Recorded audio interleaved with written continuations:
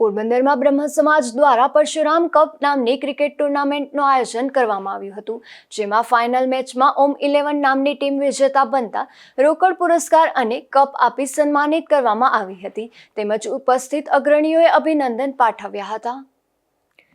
અખિલ ભારતીય પરશુરામ દળ દ્વારા આયોજિત બ્રહ્મ સમાજના ખેલાડીઓ માટે પરશુરામ કપના સમાપન સમારોહનું આયોજન કરવામાં આવ્યું હતું, જેમાં સવારે પ્રજાસત્તાક દિનની ઉજવણી કરવામાં આવી હતી.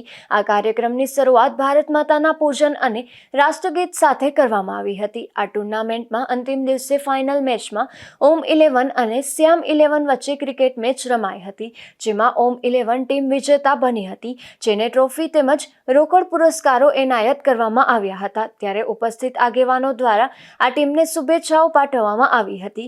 અખિલ ભારતીય પરશુરામ દળના અગ્રણી કેતનભાઈ થાનકી અને તેમની ટીમ દ્વારા બ્રહ્મ સમાજના ક્રિકેટ રસિયાઓ અને ખેલાડીઓને પ્રોત્સાહન આપવા દર વર્ષે આ પરશુરામ કપનું આયોજન કરવામાં આવે છે. અશોક થાનકી, ગુજરાત ન્યૂઝ, પોરબંદર.